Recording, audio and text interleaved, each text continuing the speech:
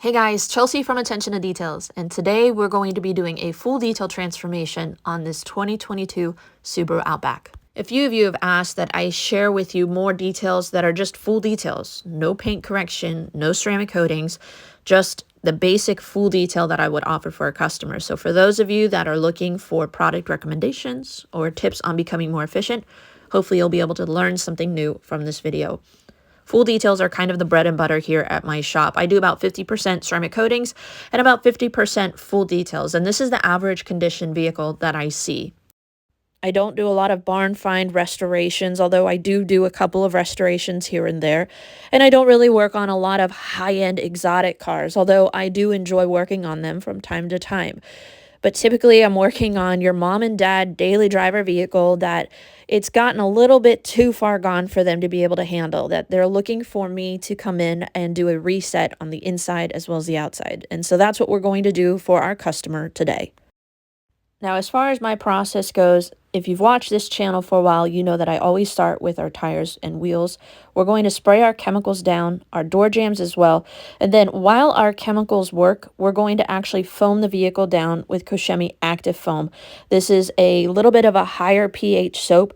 We're going to let that soap dwell and then come in and do our tires and wheels. Now, I'm only going to foam half the vehicle at a time, so that way I don't have the potential for water spotting issues on the other half, as I'm definitely going to need 5 to 10 minutes to clean the tires and wheels properly. But then we'll come in, do our door jambs, rinse off our foaming pre-soak, and then we'll go ahead, circle around to the other side, and continue moving quickly on the exterior before we come in and do our contact wash as well as our clay towel treatment. Now, every time that I see a vehicle, because most of my customers bring their vehicle to me once or twice a year. I don't do a lot of monthly maintenances.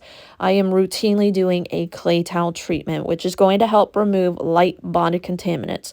Now, Subaru actually has pretty soft paint, and so you want a soap that has nice lubricity when you do your clay towel treatment to help prevent any sort of marring on the paint, because we're not doing a polish on this vehicle. I'm trying to use my chemicals properly for cleaning capabilities as well as lubrication. So we're going to re-foam the vehicle with our active foam, do our contact wash, and then use that same soap to do our clay towel treatment. I'm using the DIY clay towel. It's a fine grade clay towel. And since we have no protection on this vehicle, once we are done rinsing all the soap off, we're going to spray the vehicle liberally with Formula 4 spray wax. This is a drying aid. This will give us temporary hydrophobics. It's not really a durable long-term protectant.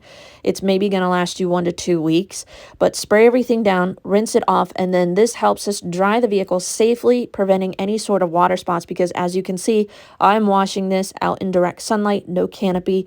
This is my favorite drying aid to prevent water spots. It also gives you temporary hydrophobics to just make the drying process safer and quicker. Next up, while we have our hose out, we're going to go ahead and clean our WeatherTech mats with McKee's 37, their floor mat and cargo liner rejuvenator. This will help remove any sort of browning on our mats and leave behind a nice black finish. Moving on into the interior now, we have impossible carpet that we have to deal with. And detailers call this carpet impossible carpet because sometimes it feels like it's impossible to remove all of the dirt that can get stuck in the fibers of the carpet. A lot of the interior finishes that manufacturers are putting in cars these days is just getting cheaper and cheaper. And sometimes it's more difficult to remove straw, pine needles, dirt that gets really embedded in them. I find a brush like this, it's super stiff, does a great job at agitating the fibers of the carpet, kind of fluffing them and pulling the dirt to the surface. You don't need any sort of expensive machinery. I can use a drill brush sometimes if I need to, but honestly, this $3 brush I picked up online is my favorite in this scenario. But then I'll also use different detailing brushes, fine ones, and then some stiff ones to vacuum and clean all of my plastics simultaneously. And we're also going to go ahead and vacuum up all of our leather, get all of the crumbs and dirt in our seams, so that way when we come in and apply any sort of cleaners or solutions, we removed all of the loose dirt. It will be a lot easier and quicker for us to clean. One of the best investments you can make for the inside of your vehicle is to invest in all-weather mats or WeatherTech mats. And because the customer had those, there's very little vacuuming that we have to do, and there's not a lot of stains that we have to handle, but we definitely have a major issue that we need to address on this back seat. I wasn't sure what this stain was. Could be milk, could be paint, but turns out it's soap. Foam. It is literally all foam.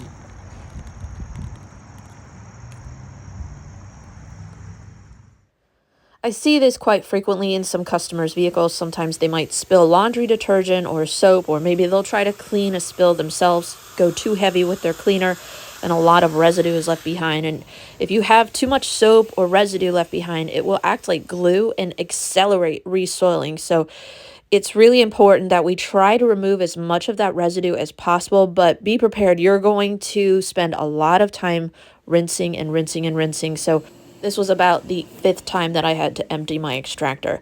You do want to mop up with a microfiber in between rinsing. That will kind of help cut down on the foam. And you can also use anti-foaming agents if you have them.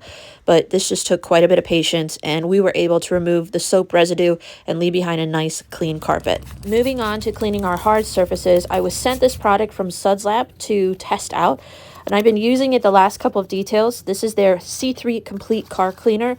You can dilute it anywhere from 8 to 1 to 10 to 1, and you can actually use this product on exteriors as well as interiors.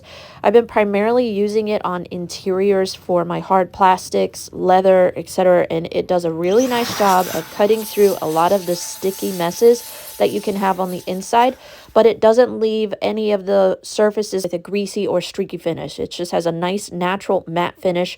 It's not overly aggressive where it could potentially burn or stain our plastics. It's just a really thorough cleaner. But the fact that you can use this on pretty much every surface of your interior, from your upholstery, your hard surfaces like your plastics or your leather, even on the exterior, it's a really good, affordable product. You can actually pick this up at Walmart, in fact. So I'm going to put the link to this product as well as all the products that we use down below. But for the most part, I used this one product for our entire interior. It left behind a light citrus scent and did a really impressive job at cleaning this interior. It's one product that I will continue to use.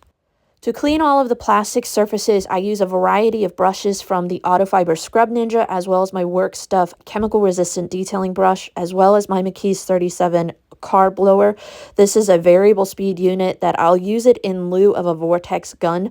And what that does is it helps blow any sort of dirt as well as cleaner out of the cracks, and it just gives you deep clean results. This is really great to use around steering wheels, vents, any sort of seams for your leather seats. It's just going to help make sure that you have a little bit more of a detailed clean. It's definitely one investment for those of you that don't have a compressor or a vortex gun and you're looking for a way to get better deep clean results for your interiors. This is one tool that I definitely would recommend.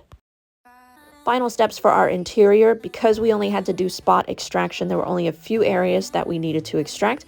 Our carpets dried quickly. We can go ahead and put our mats back in, examine everything, make sure we didn't miss anything. If we do, we can just button those up, get all of our glass cleaned, and then we can apply our tire dressing. My favorite is CarPro Pearl.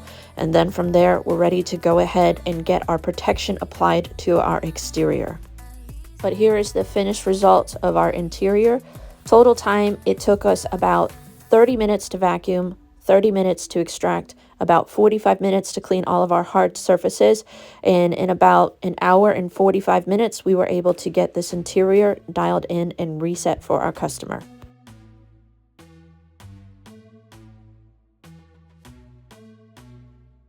Since this is near the end of summer and we're approaching fall and winter, we're going to put a little bit more durable protection on for the customer, and this is my favorite Griot's Garage Ceramic 3-in-1 Wax. This is a very chemically resistant product, easy to apply. Basically apply to one side, come in with a second towel, do a light buff. This is one of my favorites to apply for customers as we head into wintertime.